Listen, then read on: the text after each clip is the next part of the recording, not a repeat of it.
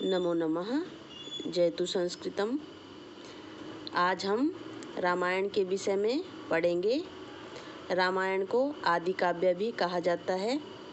रामायण लौकिक साहित्य का आदि ग्रंथ होने के कारण आदि काव्य तथा वाल्मीकि आदि कवि के रूप में विख्यात हैं। रामायण जो है वाल्मीकि जी ने लिखी है। रामायण का रचनाकाल, इसका रचनाकाल 500 ईस्वी पूर्व है। रामायण का विभाजन सर्ग तथा कांडों में हुआ है। तो इसमें रामायण में 500 सर्ग हैं तथा 7 कांड हैं। रामायण में 7 कांड हैं, जिनमें बालकांड पहला कांड है। बालकांड, अयोध्या कांड, अरण्य कांड, किष्किंधा कांड, सुंदरकांड, युद्ध कांड तथा उत्तरकांड। कांडानुसार वर्णित मुख्य विषय यहाँ पे दिया गया है। तो पहला कांड है बालकांड। बालकांड में क्या क्या वर्णन है? श्री राम जन्म एवं उनकी शिक्षा, ताड़का वध का वर्णन है तथा सीता जी के साथ उनके विवाह का वर्णन बालकांड में आता है।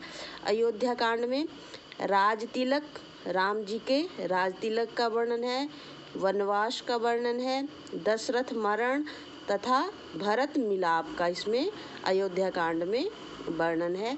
अरण्यकांड, अरण्यकांड में दंडक वन निवास, खरदूषण वध, शूर्पणखा वृतांत, सीताहरण, इसका इसमें वर्णन है। किष्किंधा कांड में सुग्रीव मिलन, वाली वध, हनुमान द्वारा सीता की खोज, इसका वर्णन है। आगे सुंदरकांड में लंका सौंदर्य, हनुमान का सीता को धैर्य वंदाना, हनुमान जी ने सीता को धैर्य वंदाया था। युद्ध कांड में राम तथा रावण के युद्ध का वर्णन है। उत्तरकांड में राम का अयोध्या आगमन तथा सीता निर्वासन तथा लव कुश के जन्म की कहानी है। उत्तरकांड में रामायण में आख्यान, रामायण के बालकांड और उत्तरकांड में अनेक आख्यान वर्णित हैं। कांडानुसार वर्णित आख्यान इस प्रकार हैं। जो कांड हैं उनके अनुसार यहाँ पे जो आख्यान है वो बताए गए हैं। जैसे ऋष्य श्रृंग आख्यान, तो ये बालकांड में आता है। गंगा अवतरण आख्यान, ये भी बालकांड में है। विश्वामित्र आख्यान, ये भी बालकांड में है। अहिल्योद्धारणाख्यान, अहिल्या का जो उद्धार किया था उसका जो आख्यान है वह भी बालकांड में है। वशिष्ठाख्यान बालकांड में। वामनावतार आख्यान, ये भी बालकांड में है। कार्तिकेय आख्यान, ये भी बालकांड में है। सगरोपाख्यान बालकांड में है। समुद्र मंथनाख्यान बालकांड में। ययाति आख्यान उत्तरकांड में है। वृत्रासुर वध आख्यान, ये भी उत्तरकांड में है। पुरुरवा उपाख्यान, ये भी उत्तरकांड में है। तो इस तरह से हमने आदि काव्य रामायण के विषय में थोड़ी सी जानकारी प्राप्त की। अभी इसके विषय में और अधिक है, थोड़ा सा और पढ़ा दूं मैं आपको। जैसे यहाँ पे देखिए, वाल्मीकि की रामायण युद्ध कांड तक मानी जाती है। रामायण का प्रधान रस क्या है? करुण रस। ये जो वाल्मीकि की रामायण है वह इसके जो ये युद्ध कांड है यहाँ तक मानी जाती है और ये उत्तरकांड इसमें बाद में जोड़ा गया है। रामायण का प्रधान रस करुण रस है। वाल्मीकि के शोक से श्लोक की उत्पत्ति हुई है। जैसे कि आनंदवर्धन ने कहा है, शोकः श्लोकत्वमागतः, कि यहाँ पे आनंदवर्धन ने इसके विषय में कहा है इस तरह से। रामायण में 24,000 श्लोक हैं। यह क्वेश्चन अधिकतर परीक्षा में पूछा जाता है कि रामायण में कितने श्लोक हैं, तथा यह इस तरह से भी पूछा जाता है कि चतुर्विंश सहस्री संहिता किसे कहा जाता है? तो रामायण को इसे चतुर्विंशति सहस्री संहिता के नाम से भी जाना जाता है। रामायण के 4 प्रमुख संस्करण हैं।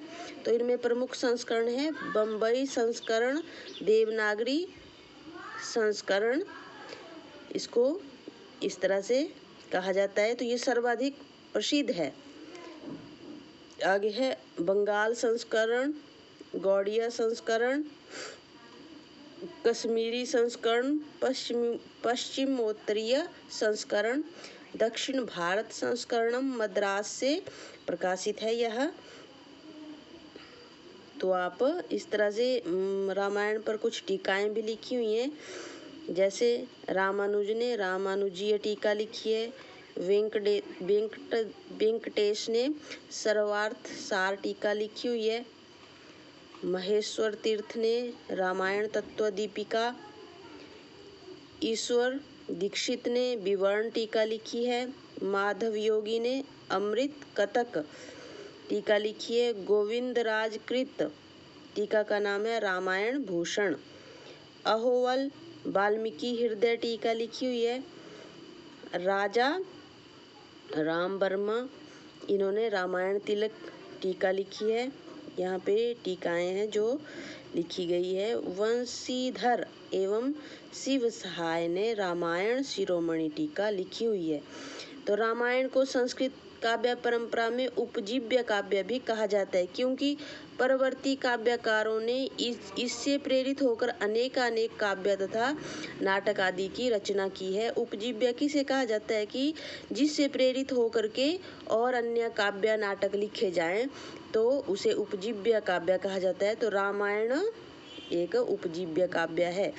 रामायण आश्रित प्रमुख काव्य ग्रंथ हैं, जैसे रघुवंश, सेतुबंध, जानकी हरण, रावण वध तथा रामायण मंजरी। रामायण आश्रित प्रमुख नाटक ग्रंथ है अभिषेक नाटक, प्रतिमा नाटक, कुंदमाला, महावीर चरित, उत्तर रामचरित, अनर्घ राघव, बाल रामायण, महानाटक तथा प्रसन्न राघव हैं। आगे है रामायण आश्रित प्रमुख चंपू ग्रंथ हैं रामायण चंपू और उत्तर चंपू। संस्कृत साहित्य परंपरा में रामायण सिद्ध रस प्रबंध से विख्यात है। रामायण के संदर्भ में यह वचन आनंदवर्धन का है। तो इस तरह से प्रश्न पूछे जाते हैं कि जैसे संस्कृत साहित्य परंपरा में कौन सिद्ध रस प्रबंध से विख्यात है, तो कौन है? रामायण। तो इस तरह से आप छोटी छोटी इन बातों को ध्यान से पढ़ेंगे, क्योंकि रामायण से परीक्षा में प्रश्न पूछा ही जाता है। जो आपके कमीशन होते हैं तो उनमें इस तरह के क्वेश्चन पूछे जाते हैं। तो रामायण को आप अच्छी तरह से इसके यहाँ से 2-4 क्वेश्चन तो मतलब ऐसे हैं जो आएंगे ही आएंगे, तो आप इन्हें ध्यान से पढ़ें। धन्यवाद।